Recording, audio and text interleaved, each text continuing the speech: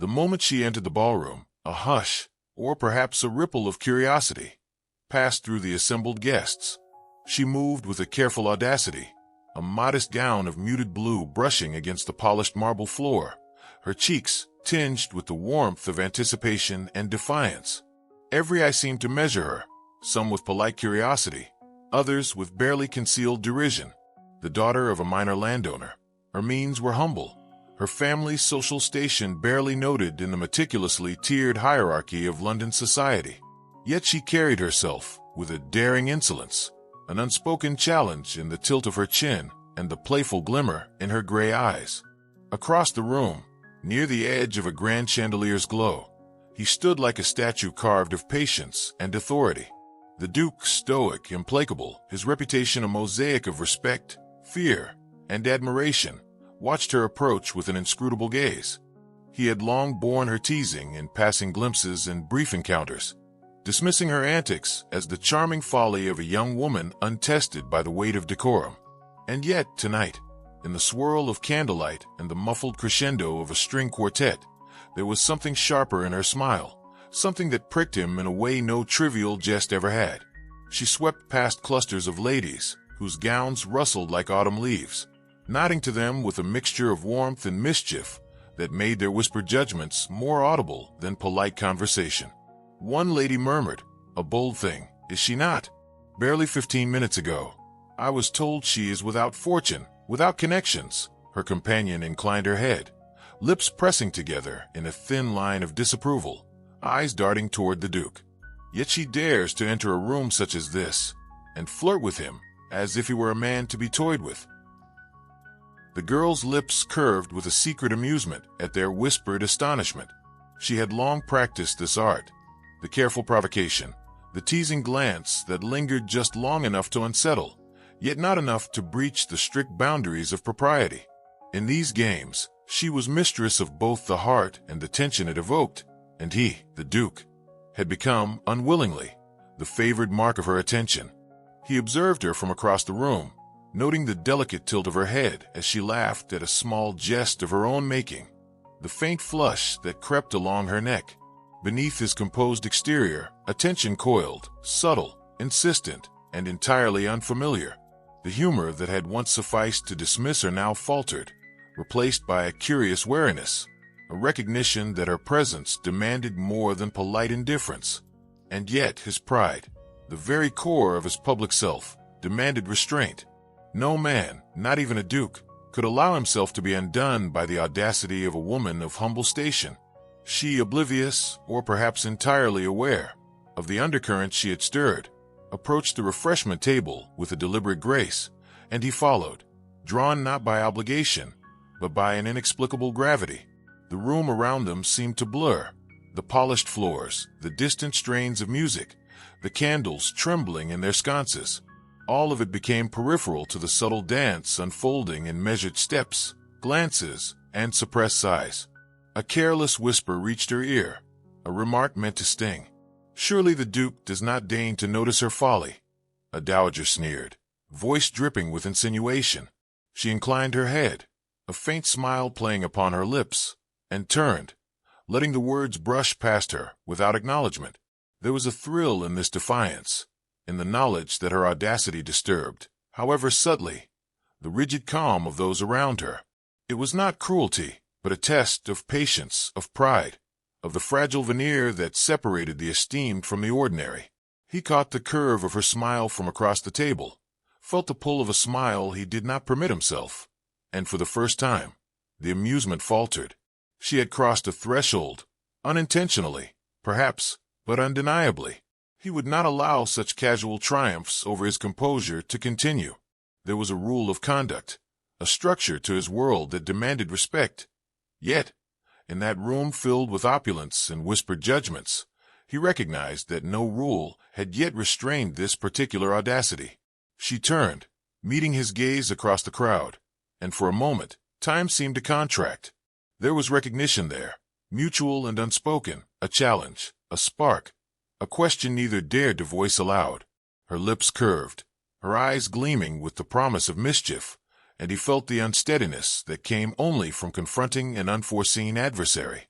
Not an enemy, no, adversary in the most dangerous and disarming sense. The music shifted, a soft waltz rising in gentle cadence, and she moved with it, gliding through the throng as if weightless. And still, he watched, tethered by an awareness he could neither name nor dismiss. Each step she took was deliberate, each gesture a calculated, subtle provocation. The crowd murmured about her audacity, but he saw beyond the surface. The clever intellect, the unyielding spirit, the fearless joy in self-expression. Traits he had long admired from afar, but never acknowledged aloud. A servant approached with a note, which he accepted with customary reserve. Her eyes followed him, curious, amused, perhaps daring. He made no gesture, delivered no word, yet the air between them quivered with unspoken anticipation. The note remained folded in his hand, a symbol of propriety, yet also a tangible acknowledgment that she had entered his consciousness in a manner unlike any before. The evening continued, the candles guttering as hours passed, yet he found himself drawn into her orbit, despite the walls of etiquette and reputation. The crowd pressed and murmured, but within the quiet spaces of their stolen glances, a private conversation unfolded, one of unvoiced questions, delicate tests, and subtle assertions of will. Neither spoke aloud, yet the dialogue of eyes and posture, of pauses and fleeting smiles, was more compelling than any word. By the time the final notes of the string quartet faded into silence, and guests began their gradual retreat into carriages and night air, a reckoning had taken place. He realized that her teasing was no mere frivolity, but a challenge, one that questioned not just his composure, but the very boundaries he had set for himself and his estate. She had disrupted the carefully constructed order of his life, leaving him both unmoored and fascinated, and for the first time, he sensed the stirrings of a rule he had not yet dared to speak. She departed with the same audacious grace with which she had entered, leaving a trail of whispered speculation and an unmistakable mark upon the Duke's attention. The hall, emptied of its revelry, seemed hollow, the candles casting long shadows as though in contemplation of the evening's events. And in that silence, he understood. Her audacity had not only unsettled the room, it had unsettled him. A subtle, undeniable truth pressed against the edges of his reason. He could no longer treat her teasing lightly. Something was stirring, something that would demand action, a rule, an assertion, one from which neither of them could retreat.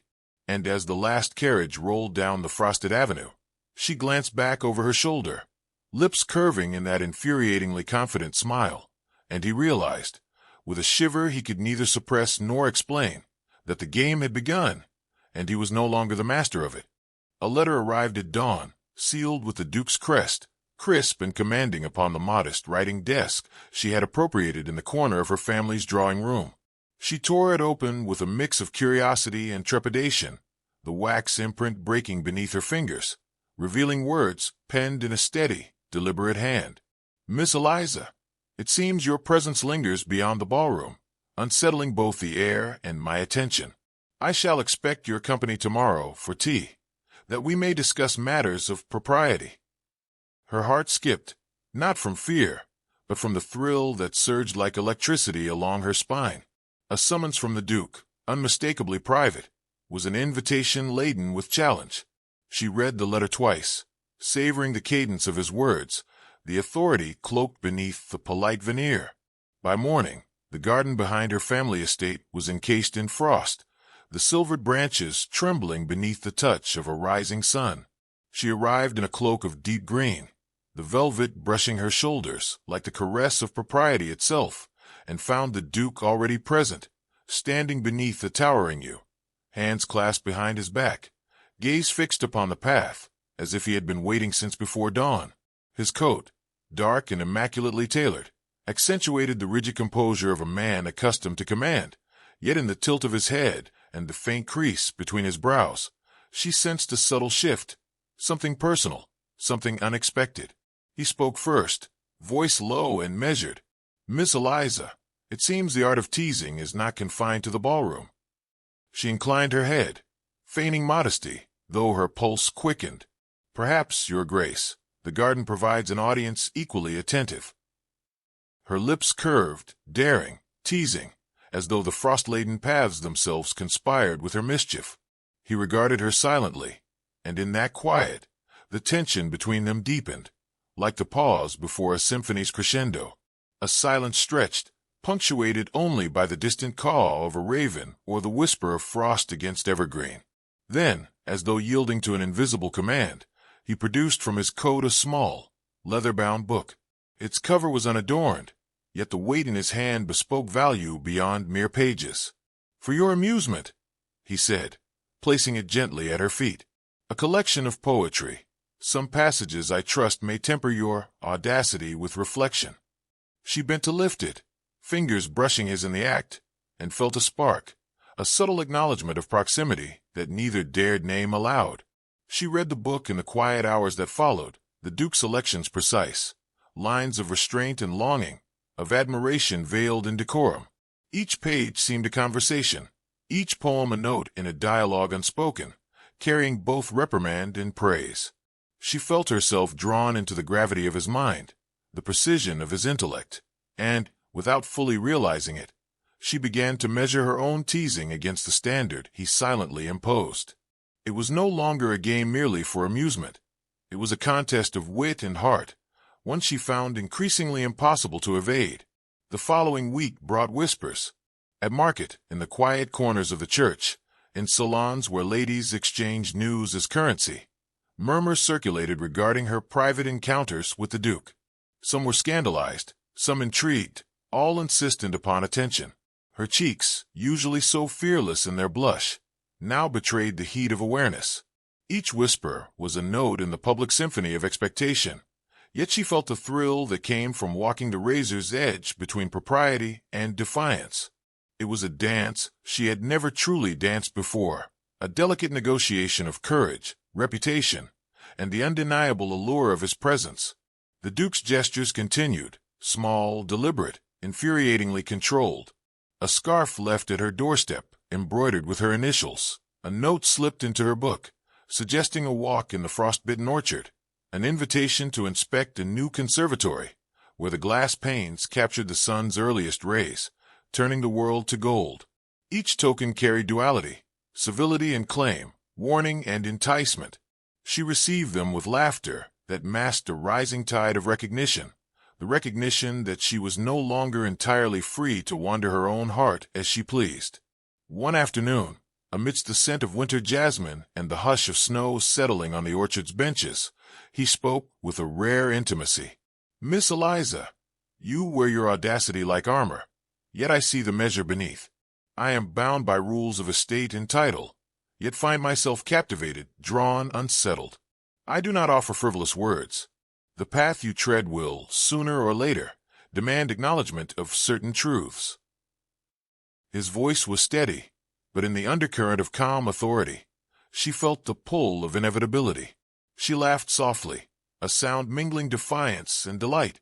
"Then perhaps, Your Grace, you will allow me the joy of testing them?" He allowed the faintest quirk of a smile, rare and fleeting. "Perhaps," he murmured, "though know that testing these truths carries consequences." She understood instantly that this was no idle threat. It was the quiet articulation of a rule yet unspoken, a boundary yet unnamed, but no less binding for its subtlety. And she, emboldened by curiosity and the thrill of challenge, felt the first shiver of apprehension beneath her amusement. The scandal of whispers grew bolder. One evening, as she passed through the town's modest square, a merchant's wife lowered her voice in a pointed observation. "They say the Duke takes her seriously now, not as a jest, but with the weight of intention." The words struck like frost upon bare skin. Her laughter faltered, her steps quickened. Was the playful game she had long commanded now turning into something she could neither control nor retreat from? The realization stirred both excitement and unease within her, a tension as sharp as the winter wind biting at her cheeks. By candlelight, she wrote a letter of cautious gratitude, acknowledging the tokens, the invitations, and the subtle instruction embedded within each. Yet as she penned her words, she sensed a transformation. She was no longer merely the provocateur of their interactions. She was a participant in a delicate negotiation of heart, intellect, and reputation. Her teasing had invited attention, But that attention demanded responsibility, precision, and a recognition of consequences she had never anticipated. The Duke's reply arrived by the following morning, brief and formal, yet suffused with meaning. "Your acknowledgment pleases me, Miss Eliza. It seems the seasons will find us in continued discourse, and that you are capable of rising to challenges not always afforded to those of lesser station. I shall see you at the estate gates at dawn." The finality of the words, so polite and controlled, carried a weight she could not deny. Her pulse quickened, awareness heightened. She understood, with sudden clarity, that this was no longer a mere dalliance of wit or charm. It was the quiet imposition of authority, a rule forming in the space between them that neither could yet define, but both must obey. She stood at her window that night, frost creeping along the panes, and considered the path before her. The gifts, the invitations, the precise, careful words, all of it coalesced into an undeniable truth. The Duke had claimed not just her attention, but the boundaries of her own heart. A shiver of anticipation coursed through her, a mingling of thrill, fear, and the first faint stirrings of something more profound. She knew the next encounter would demand action, acknowledgement, and perhaps surrender to forces she could neither fully name nor resist. And as the moonlight pooled upon the frozen garden, illuminating every branch, every frost-laden path, she glimpsed the shadow of inevitability. The playful game of teasing had evolved into a silent, unspoken rule, one that bound her as surely as it bound him, and from which neither could escape. The weight of this revelation settled over her like the first snow of winter, crisp and undeniable, leaving her heart both aflame and trembling in equal measure. He waited in the library before dawn, the room heavy with the scent of polished oak and aging leather, the faint chill of morning brushing through the tall windows. When she arrived, the world seemed to condense around her, the rustle of her skirts, the soft click of boots on polished floor, the faint mist of her breath visible in the pale light. The Duke rose, his posture as rigid as ever, yet there was a tremor beneath the surface, subtle, almost imperceptible, betraying the interest that had long simmered beneath his controlled exterior. The day was poised for revelation, for the delicate unraveling of the tension that had bound them for weeks. "Miss Eliza," he said, voice low but deliberate, carrying a weight that seemed to still the very air. She inclined her head, cheeks faintly flushed, though her gaze remained steady, meeting his without flinching. "It seems," he continued, "that our interactions can no longer be contained by mere civility, nor dismissed as fleeting amusement. You have tested patience I once believed unshakable, and in doing so, you have unsettled me." The words were measured, formal, yet beneath their surface lay a tremor of something raw, something perilous in its intensity. She smiled, the familiar spark of mischief dancing in her eyes, though now tempered by an awareness of gravity. "Your Grace," she replied, voice soft, almost teasing. "You speak as though I am accountable for the weather, or the rising of the sun. And yet, perhaps that is my crime, to captivate your attention so." Her tone struck a delicate balance, jesting, yet probing, pressing gently at the barriers he had so carefully erected. He inclined his head, expression unreadable, and gestured toward the table where the Duke's finest decanter stood, the amber liquid glinting in the muted morning light. "No jest, Miss Eliza. The matter is of consequence. Our games, as you call them, have crossed into a territory that demands acknowledgement, rules of engagement, if you will, not merely whim or convenience." The subtle authority in his words was undeniable. The game had shifted. What had been playful was now formal, delicate binding. Her pulse quickened, a subtle warmth rising to her cheeks. She had long considered herself untouchable in the theater of their teasing, but now the stakes had changed. She felt the weight of his gaze, steady and unrelenting, and the quiet gravity of intention in the words carefully chosen, each syllable a tether drawing her nearer, whether she willed it or not. For the first time, she understood that the playful provocations of weeks past had invited consequences she could not simply shrug away. He stepped closer, the distance between them measured but intimate, the faint scent of his cologne mingling with the cool air of the library. "Miss Eliza, I must speak plainly. You are to observe certain boundaries, not for the sake of ceremony alone, but because your presence, your intellect, your audacity, commands a level of respect and order I cannot ignore. The words were deliberate, heavy with intention, each one a careful delineation of power and care intertwined. She met his gaze fully, her mischief tempered by a flicker of apprehension. Boundaries, she echoed softly. And if I choose to test them? There was a defiance in her tone, yet beneath it lay a tremor, a recognition that this was no longer a mere contest of wit.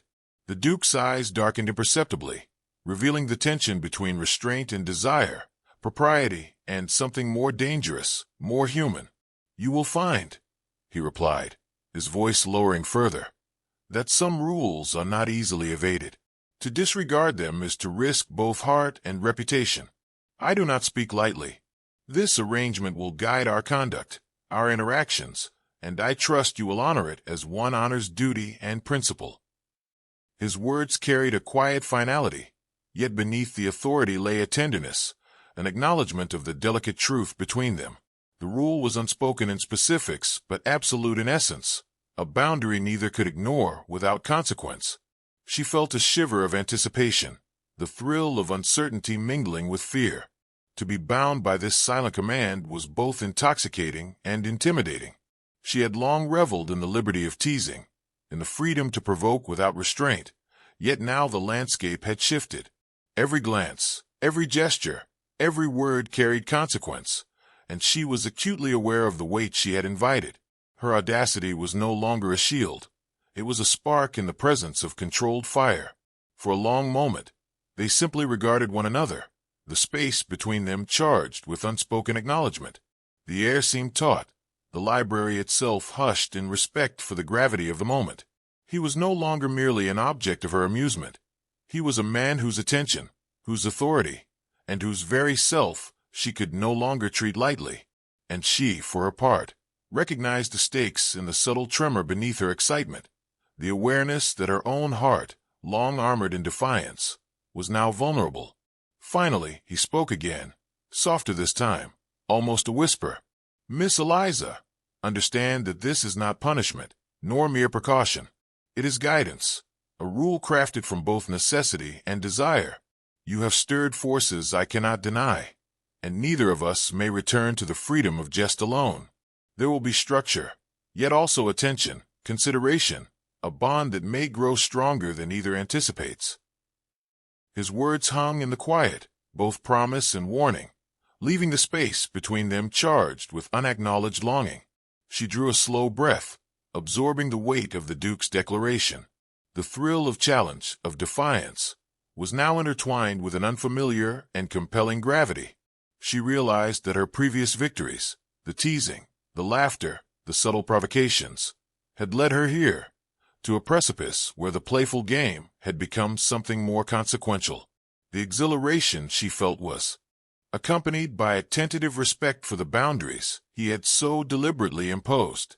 Then, she said at last, her voice low and deliberate, I shall endeavor to honor this arrangement, Your Grace, though I cannot promise I shall not test it.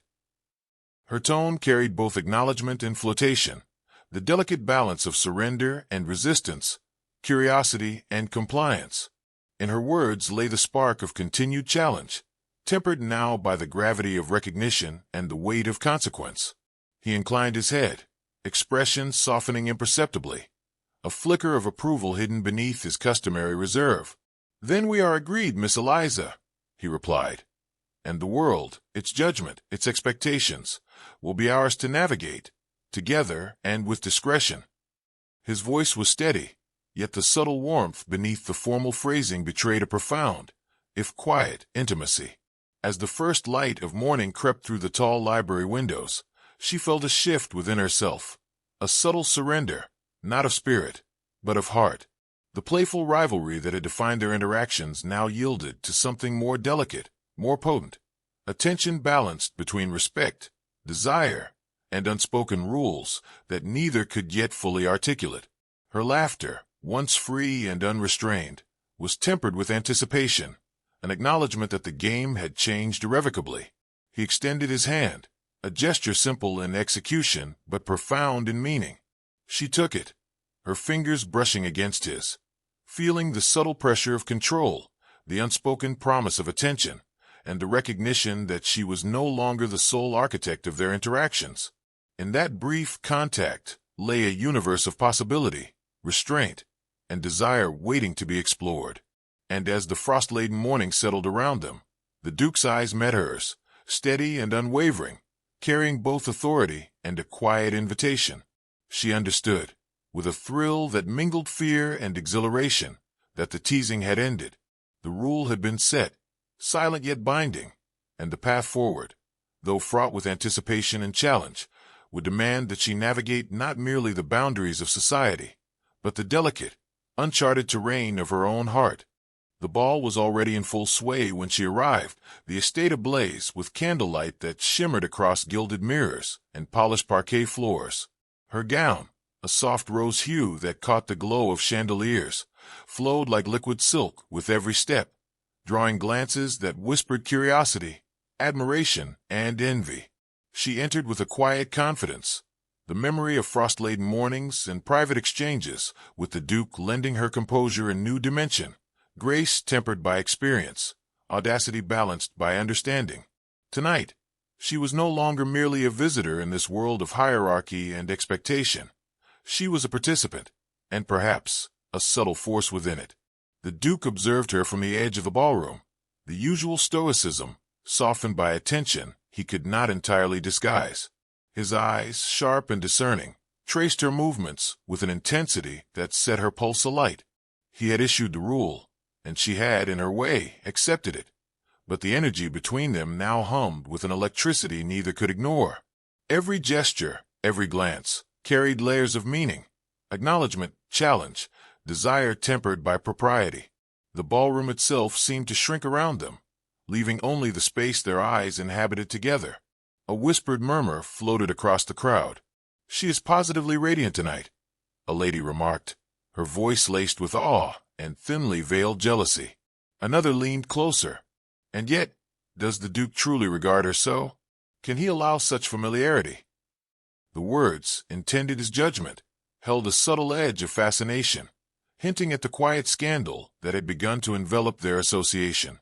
She felt the weight of their gaze, but allowed it to settle around her like a cloak, neither shrinking from it nor courting it.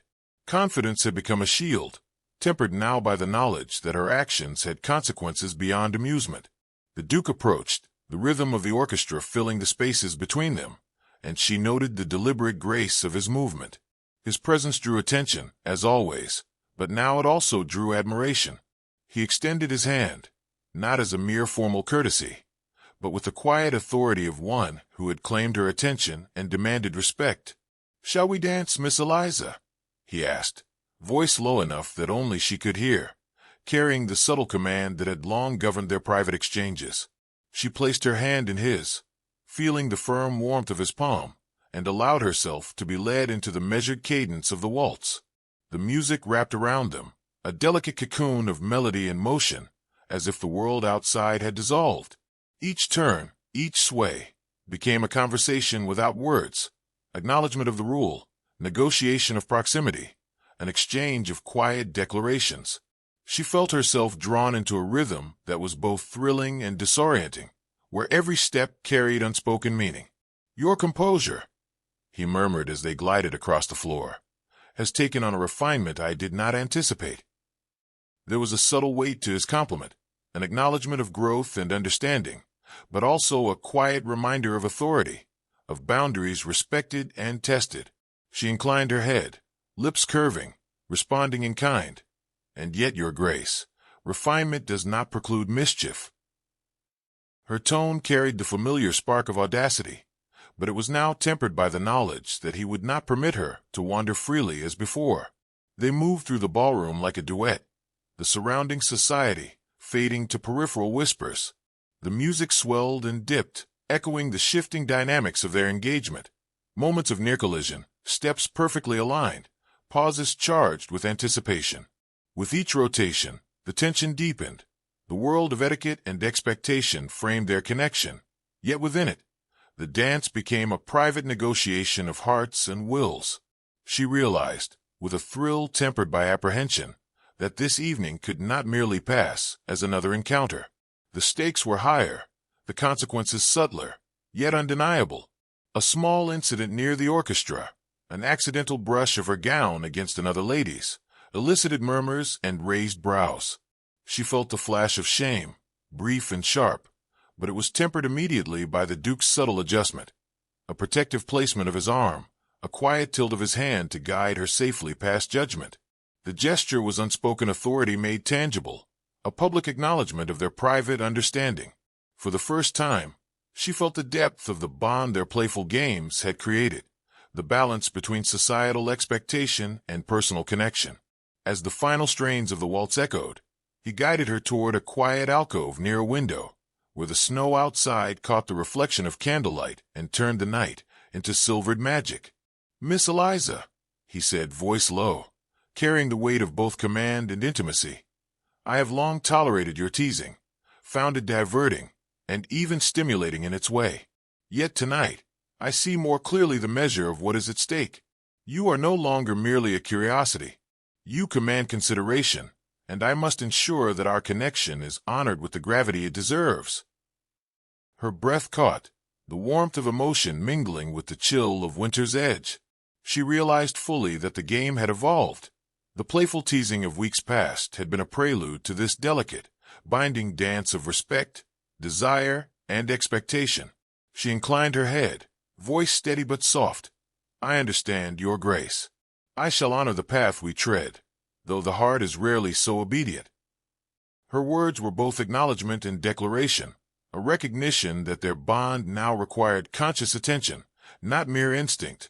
He allowed a faint smile to touch his lips, rare and fleeting, yet charged with profound meaning. "Then we shall navigate it together," he replied, hand lingering at hers, a silent vow intertwined with unspoken affection. "The world watches, and so we must balance expectation and desire with care. But know this, your courage, your spirit, and your audacity have earned my respect, more than I had dared to admit, even to myself."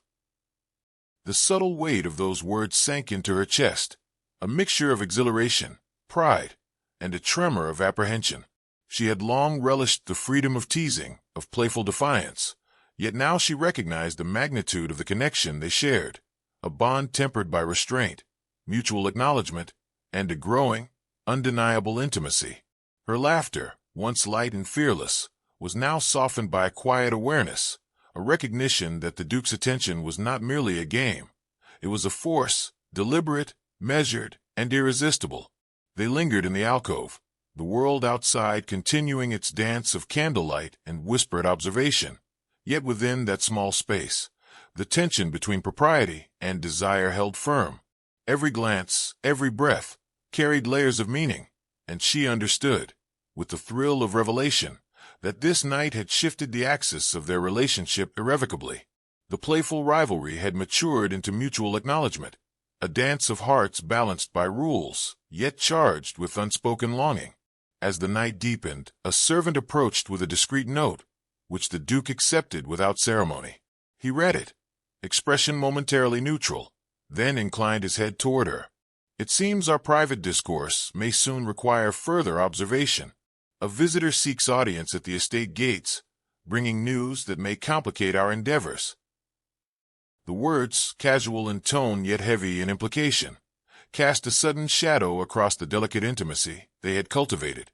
She felt her pulse quicken, the thrill of anticipation mingled with a spark of apprehension, the certainty that their carefully negotiated path would face a new test.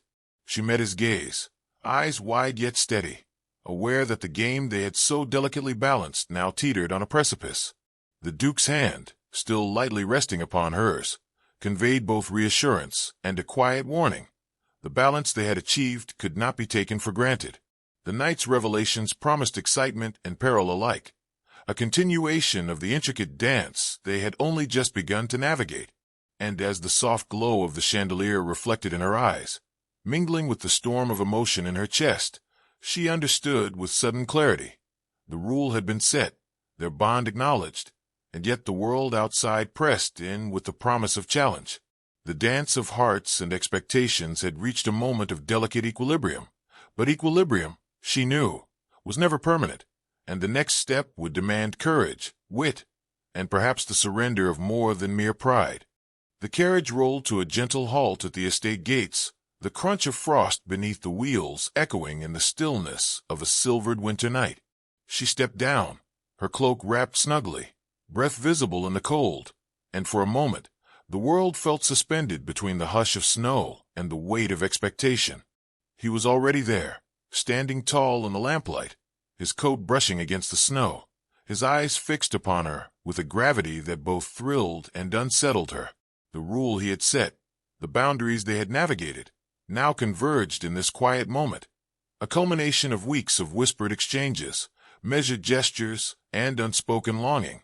"Miss Eliza," he began, voice low and steady, carrying both authority and warmth, "the hour has come for honesty beyond jest or formalities. You have tested patience, provoked wit, and yet, through every challenge, you have remained unyielding in spirit and heart. It is time we acknowledge the truth of our connection, and the path it demands of us."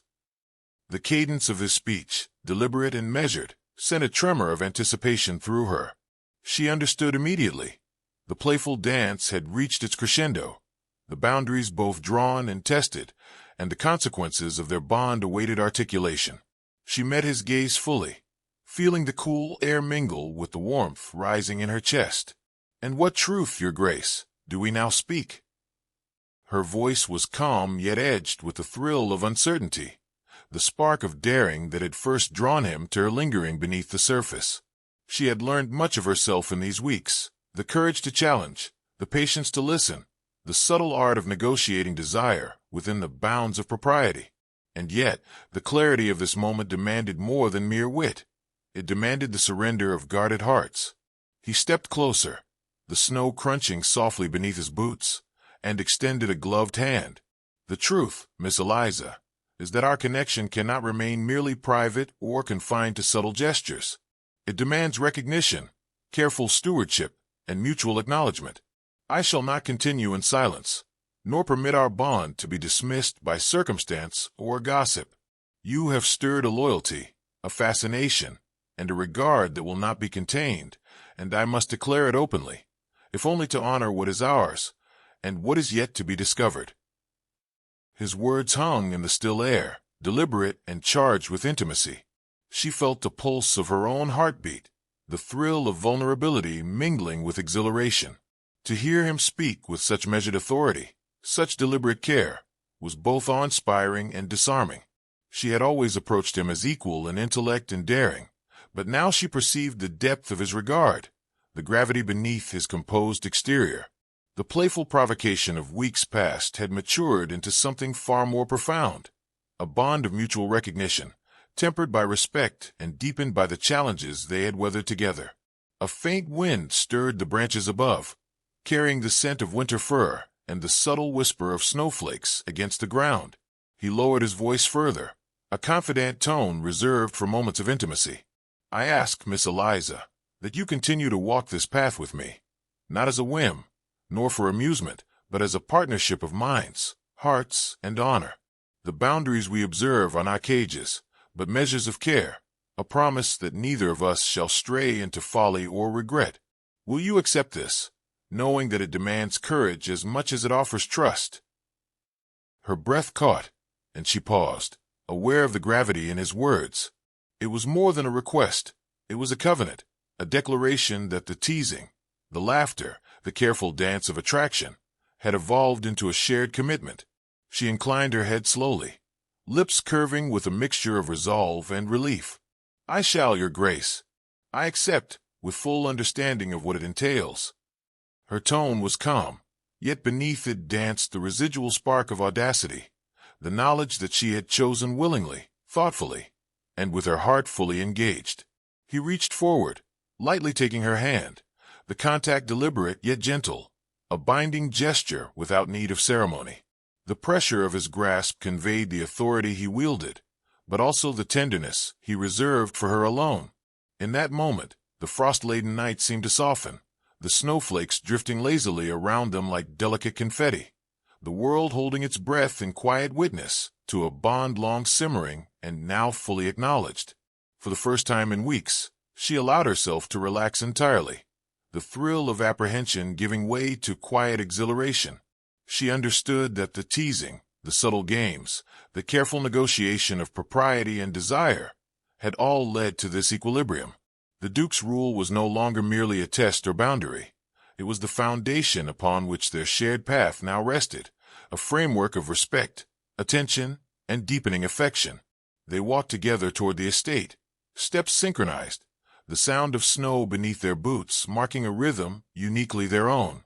Conversations from the household staff and distant guests floated faintly on the air, but within their sphere, it was as though only the cadence of heartbeats and the soft whisper of winter accompanied them. She felt the warmth of his presence beside her, steady and reassuring, yet imbued with that subtle tension that had defined their interactions from the start, an unspoken acknowledgement that while boundaries had been set, the journey ahead remained unpredictable, thrilling, and profound. He paused at the grand entrance, turning to her, with eyes alight in the lamplight. "Miss Eliza," he said softly, "know that this acknowledgement does not end the game, nor does it diminish the delight of our exchanges. It refines them, gives them purpose, and binds us in a manner both proper and profound. I shall not let our bond falter, nor shall I allow it to be trivialized. You have earned more than my attention. You have earned my respect, my regard, and if I may, my partnership in all things that matter to the heart and the world beyond it." Her chest lifted with a mixture of exhilaration and relief. The journey from playful teasing to deliberate recognition had been long, fraught with tension, and yet each step had strengthened the bond between them. She smiled, a soft, genuine curve of lips, feeling the thrill of mutual understanding and the quiet joy of connection. "Then let us walk it together," she said, voice steady, carrying both resolve and warmth, with courage, with honesty, and with the knowledge that neither of us walks alone. He inclined his head, the faintest quirk of a smile breaking through his composed demeanor, and together they stepped into the entrance hall, the weight of expectation tempered by the security of mutual commitment. The winter night, the snow, the frozen stillness of the estate grounds, all seemed to conspire in quiet celebration, bearing witness to the bond that had taken root and flourished in subtle, deliberate ways. And yet, as they moved forward, the distant echo of a carriage bell sounded through the frosted avenue, sharp and deliberate. He paused, glancing toward the gates, and she followed his gaze, sensing immediately the shift in atmosphere. A visitor, a message, perhaps a test from the wider world that would challenge the careful equilibrium they had forged. The night's triumph, though profound, was not absolute.